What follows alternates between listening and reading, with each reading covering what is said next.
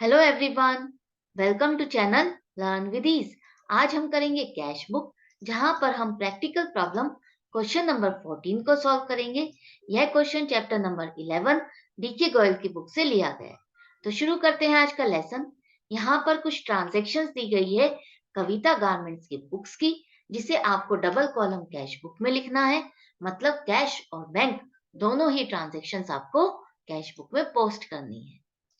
तो first transaction है cash in hand ₹7500, cash at bank ₹8000। इसका मतलब है आपके पास महीने की शुरुआत में कैश का बैलेंस है ₹7500 और जो बैंक में बैलेंस है वो है ₹8000। ये है आपका ओपनिंग बैलेंस, जिसे आप शो करोगे रिसीट साइड पर। पर्टिकुलर से लिखोगे टू बैलेंस बीडी, क्योंकि हम ओपनिंग बैलेंस के लिए लिखते हैं to balance BD. Cash column में लिखोगे 7500 और बैंक के कॉलम में लिखोगे ₹8000। नेक्स्ट है received a cheque of ₹5880 for cash sales. Cheque was immediately deposited into bank. अब आपको एक चेक मिला है ₹5880 का। किस लिए? क्योंकि आपने कैश की सेल्स की है और वो चेक आपने बैंक में जमा भी कर दिया। तो यहाँ पर ये चेक बैंक में जमा हो गया है, तो इसलिए एंट्री हो जाएगी आपकी bank account debit to sales. तो बैंक यहाँ पर डेबिट हुआ, इसलिए डेबिट साइड पर आ जाओ। और बैंक डेबिट हो रहा है तो कौन सा अकाउंट क्रेडिट हो रहा है? वो है सेल्स। तो इसलिए टू सेल्स अकाउंट लिखोगे आप पर्टिकुलर्स में, बैंक के कॉलम में लिखोगे आप ₹5880, क्योंकि बैंक में पैसा जमा हुआ है। नेक्स्ट है receive two cheques from Kalpana each of ₹10,000। अब आपको दो चेक मिले हैं कल्पना से 10-10 हजार के। तो एंट्री हो जाएगी आपकी cheque in hand account debit 20,000 to Kalpana account 20,000, क्योंकि 10-10 हजार के दो चेक है इसलिए 20,000 लेंगे। दूसरा पॉइंट, यहाँ पर मैं इसको चेक इन हैंड ही ले रही हूँ, क्योंकि इन चेक से रिलेटेड आगे ट्रांजेक्शन्स दी गई है जिसको आपको पोस्टिंग करनी है। अदरवाइज मैंने आपको हर वीडियो में बताया, आप दो एजम्पशंस ले सकते हो, या तो इसको चेक इन हैंड मान सकते हो या इसको बैंक में डिपॉजिट मान सकते हो, जब तक कि आपके पास उस चेक से रिलेटेड आगे ट्रांजेक्शन्स नहीं है।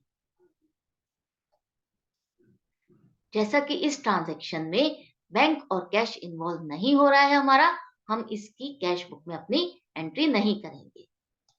नेक्स्ट है first cheque received from Kalpana is endorsed to Sunita in full settlement of ₹10,200।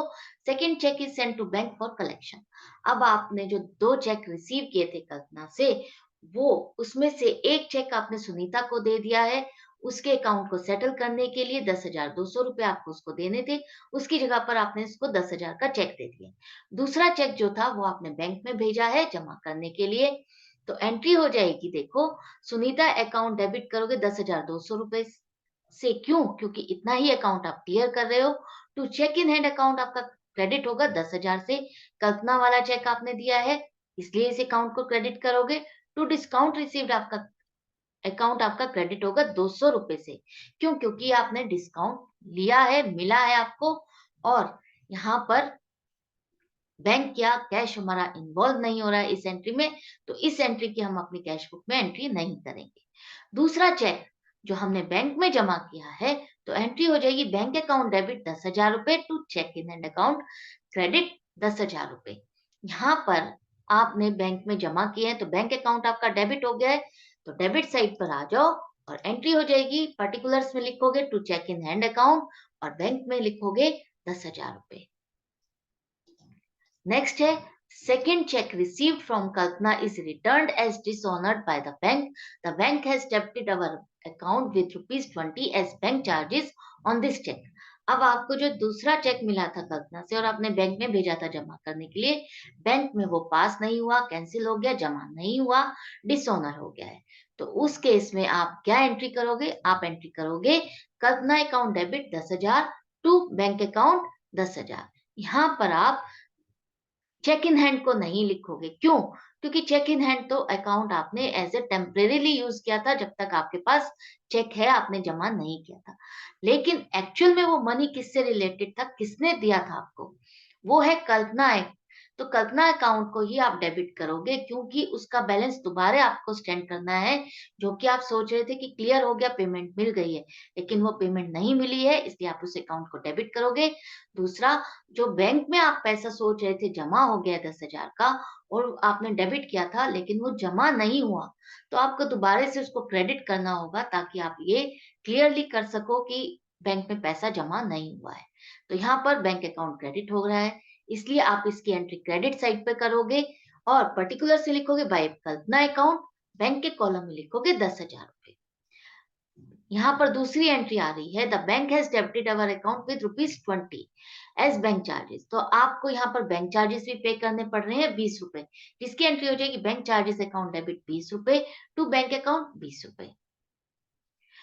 Bank यहाँ पर क्रेडिट हुआ है, क्रेडिट साइड पर आ जाओ, बाय बैंक चार्जेस लिखोगे पर्टिकुलर्स में और बैंक के कॉलम में ये लिखोगे 20 रुपए। नेक्स्ट है received cheque from sale of old furniture ₹1950। Next day the cheque is endorsed to a creditor Ramesh in full settlement of ₹2000 due to him. अब आपने कुछ फर्नीचर बेचा और बेचा तो उसके साथ आपको एक चेक मिला 1950 रुपए का। वो चेक आपने बैंक में जमा नहीं किया, वो चेक आपने बल्कि जिसको आपको पेमेंट करनी थी रमेश को 2000 रुपए की, उसको आपने 1950 रुपए का चेक दे करके अकाउंट सेटल कर दिया है। तो एंट्री हो जाएगी आपकी, cheque in hand account debit करोगे 1950 रुपए से, टू फर्नीचर अकाउंट करोगे 1950 रुपए से। क्यों? क्योंकि जो फर्नीचर आपने बेच दिया है वो अब एसेट कम हो गई है, इसलिए फर्नीचर अकाउंट को आप क्रेडिट करोगे 1950 रुपए से। चेक आपने जमा नहीं किया है, इसलिए चेक इन हैंड को डेबिट करोगे। इस एंट्री में आपका बैंक या कैश इन्वॉल्व नहीं हुआ है, हम इसकी एंट्री अपने कैश बुक में नहीं करेंगे। दूसरी एंट्री हो जाएगी, जो चेक आपने रमेश को दिया है वो रमेश अकाउंट डेबिट करोगे 2000 रुपए से, क्योंकि 2000 के बदले में आपने उसको जो चेक दिया है वो है cheque in hand account credit करोगे 1950 रुपए का।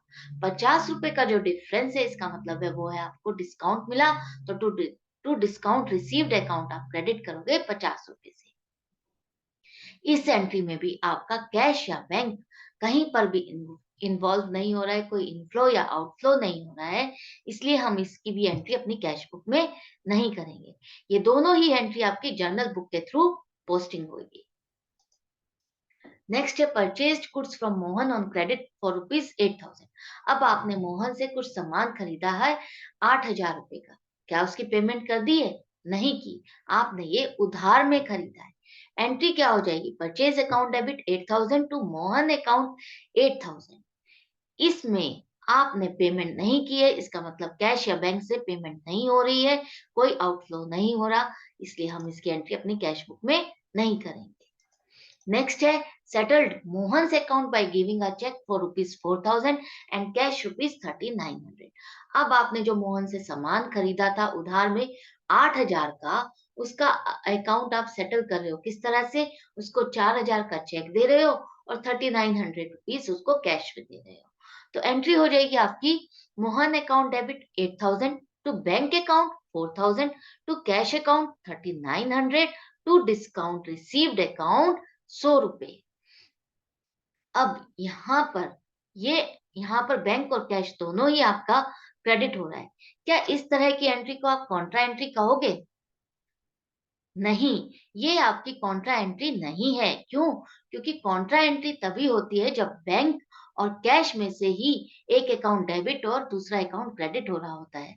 यहाँ पर ये दोनों ही क्रेडिट हो रहे हैं, इसलिए ये कॉन्ट्रा एंट्री नहीं है। इसकी पोस्टिंग आप करोगे क्रेडिट साइड पर, क्योंकि दोनों ही अकाउंट क्रेडिट हो रहे हैं। और कौन सा अकाउंट इनके साथ डेबिट हुआ है, वो है मोहन अकाउंट, इसलिए बाय पर्टिकुलर्स में लिखोगे बाय मोहन अकाउंट और कैश के कॉलम में लिखोगे 3900 और बैंक के कॉलम में लिखोगे 4000। जो 100 रुपए का डिफरेंस था और वो आपको डिस्काउंट मिला है, उसकी एंट्री आप अपनी जर्नल बुक में करोगे, कैश बुक में नहीं। नेक्स्ट है goods sold to Pawan for ₹6000। He paid the amount in cash immediately after deducting 2.5% cash discount. अब आपने पवन को कुछ सामान बेचा 6000 रुपए का और उसने आपको कैश में पेमेंट भी कर दी, लेकिन 2.5% कैश डिस्काउंट काटने के बाद। कैलकुलेशन देखो कैसे होगी, 6000 का सामान है, उस पे 2.5% कैश डिस्काउंट माइनस करना है तो वो है 150 रुपए, अमाउंट आ जाएगी 5,850 रुपए। मतलब पवन ने आपको जो कैश दिया है वो है 5,850 रुपए। तो कैश अकाउंट आपका डेबिट होगा 5,850 रुपए से, और जो बैलेंस है 150 रुपए वो आपका जाएगा डिस्काउंट अलाउड अकाउंट में, जिसे आप डेबिट करोगे 150 रुपए से।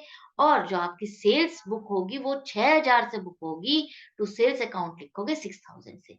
क्यों? क्योंकि जो कैश डिस्काउंट है उसे हम माइनस करके सेल नहीं बुक करते, वो होता है ट्रेड डिस्काउंट, जिसे हम माइनस करके अपनी सेल को बुक करते हैं। कैश डिस्काउंट तो हमारी बुक्स में पोस्ट किया जाता है, बुक किया जाता है। अब यहाँ पर कैश अकाउंट आपका डेबिट हो रहा है, इसलिए डेबिट साइड पर आ जाओ। कौन सा अकाउंट यहाँ पर क्रेडिट हो रहा है इसके साथ? वो है सेल्स अकाउंट। तो पर्टिकुलर्स में लिखोगे टू सेल्स अकाउंट। अमाउंट क्या लिखोगे आप? 5,850 या 6,000? आप लिखोगे 5,850 रुपए, 6,000 नहीं लिखोगे। क्यों? क्योंकि आप उतनी ही अमाउंट लिखोगे जितनी अमाउंट से आपका कैश अकाउंट डेबिट हो रहा है, आपको जितना पैसा मिल रहा है, बिजनेस में आ रहा है। 150 रुपए जो है वो आपका खर्चा है, डिस्काउंट आपने दिया है, जिसकी एंट्री आप अपनी जर्नल बुक के थ्रू करोगे। नेक्स्ट है पेड सैलरी बाय चेक ₹5,000। अब आपने सैलरी की पेमेंट की है 5,000 रुपए की, जिसके लिए आपने चेक काट के दिया है, मतलब बैंक से पेमेंट हो रही है। एंट्री हो जाएगी salary account debit to bank account. Bank credit हो रहा है, क्रेडिट साइड पर आ जाओ। कौन सा अकाउंट डेबिट हुआ है? सैलरी का। तो बाय सैलरी अकाउंट को लिखोगे पर्टिकुलर्स में, और बैंक से पेमेंट हो रही है इसलिए बैंक के कॉलम में लिखोगे 5,000 रुपए। नेक्स्ट है आपका cash sales to date ₹50,000, of which ₹40,000 bank. अब आपने कुछ नकद की बिक्री की है, कैश की सेल्स की है, और उसके लिए आपको 50,000 रुपए मिले। उसमें से आपने 40,000 रुपए बैंक में जमा कर दिए उसी दिन। तो यहाँ पर एंट्री जो हो जाएगी वो होगी आपकी कैश अकाउंट डेबिट 10,000 रुपए, bank account debit 40,000 rupees, to sales account हो जाएगा 50,000। यहाँ पर कैश और बैंक अकाउंट दोनों ही डेबिट हो रहे हैं। क्या ऐसी एंट्री को आप कॉन्ट्रा एंट्री कहोगे? नहीं, ये भी कॉन्ट्रा एंट्री नहीं है। जब तक कि कैश और बैंक में से ही एक अकाउंट डेबिट या क्रेडिट नहीं होता, हम उसको कॉन्ट्रा एंट्री नहीं कहते। यहाँ पर तो दोनों ही अकाउंट आपके डेबिट हो रहे हैं, इसलिए इसको सिंपल पोस्ट करोगे डेबिट साइड पर। कौन सा अकाउंट क्रेडिट हो रहा है? वो है सेल्स अकाउंट। तो टू सेल्स अकाउंट लिखोगे पर्टिकुलर्स में, कैश के कॉलम में लिखोगे 10,000, और बैंक में जितना पैसा जमा हुआ है वो है 40,000, बैंक के कॉलम में लिखोगे। नेक्स्ट है आपका paid electricity bill of ₹2,000 for January by cheque, paid rent for January for ₹1,500। अब आपने यहाँ पर बिजली का बिल जमा किया है जो कि जनवरी का था, आपने चेक दिया है उसके लिए, और रेंट भी आपने पे किया है 1,500 रुपए, और वो भी जनवरी का था। यहाँ पर फ्रेंड्स ये देखकर कंफ्यूज मत होना कि हम फरवरी की कैश बुक बना रहे हैं और ये जो खर्चा है वो तो जनवरी का है, हमें नहीं पोस्ट करना है। नहीं, आप कैश बुक में पोस्टिंग करते हुए टाइम पीरियड को बिल्कुल नहीं देखोगे, उसमें बिल्कुल नहीं देखा जाता कि ये इस टाइम का है, या पिछले साल का है, अगले साल का है, इस महीने का है, दूसरे महीने का है। आपको तो सिर्फ इसको रिसीट, पेमेंट के बेसिस पर कैश बुक में पोस्टिंग होती है। मतलब अगर कैश आ रहा है तो आप उसकी पोस्टिंग करोगे, पेमेंट कर रहे हो तो आप उसकी पोस्टिंग करोगे, चाहे वो इस टाइम पीरियड से रिलेटेड है या नहीं है। तो यहाँ पर आपने 2,000 का चेक दिया है, इलेक्ट्रिसिटी एक्सपेंस किए हैं, एंट्री हो जाएगी electricity expenses account debit to bank account. तो बैंक यहाँ पर क्रेडिट हो रहा है, इसलिए क्रेडिट साइड पर आ जाओ। कौन सा अकाउंट डेबिट हो रहा है? वो है इलेक्ट्रिसिटी एक्सपेंसेस बाय पर्टिकुलर्स में लिखोगे बाय इलेक्ट्रिसिटी एक्सपेंसेस अकाउंट, और बैंक के कॉलम में लिखोगे 2,000 रुपए। अब यहाँ पर जो रेंट की पेमेंट हो रही है 1,500 रुपए, वो आपकी कैश में हो रही है। अगर बैंक से पेमेंट हो रही होती तो यहाँ पर चेक लिखा होता, चेक नहीं लिखा या बैंक के बारे में कुछ नहीं लिखा, तो हम यही मानेंगे कि आपने रेंट जो है कैश में पे किया है। एंट्री हो जाएगी rent account debit to cash account. Cash account credit हुआ, कौन सा अकाउंट डेबिट हो रहा है? वो है रेंट अकाउंट। तो बाय रेंट अकाउंट को लिखोगे आप पर्टिकुलर्स में, कैश के कॉलम में लिखोगे 1,500 रुपए। नेक्स्ट है cash purchases ₹5,000 issued a cheque. यहाँ पर आपने कुछ सामान खरीदा है 5,000 का, जिसकी आपने पेमेंट की है चेक से। अब आप यहाँ पर देखकर कंफ्यूज हो जाओगे, कि यहाँ पर लिखा तो कैश परचेज है और चेक भी काट के दे रहे हैं। इसका क्या मतलब? कहाँ करें हम, कैश में करें या बैंक में करें? नहीं, इसका मतलब है कि आपने जो सामान खरीदा है वो नकद खरीदा है, आपने उसकी पेमेंट कर दी है, उधार में नहीं खरीदा है। अब जब नकद खरीदा है तो उसकी पेमेंट आप कैश में भी कर सकते हो और चेक में भी कर सकते हो, चेक भी दे सकते हो। तो यहाँ पर आपने कैश ना दे करके उसको चेक में पेमेंट की है, तो एंट्री हो जाएगी purchases account debit to bank account. Bank account credit हो रहा है इसलिए क्रेडिट साइड पर आ जाओ। बाय परचेजेस अकाउंट को पर्टिकुलर्स में लिखोगे और बैंक के कॉलम में लिखोगे 5,000 रुपए। नेक्स्ट है deposited into bank cash retaining rupees 7,500। अब ये कह रहा है आपके पास एंड में जितना भी पैसा बचा हुआ है कैश का, उसमें से 7,500 रुपया एज ए क्लोजिंग बैलेंस रख करके बाकी का पैसा आप बैंक में जमा कर दो।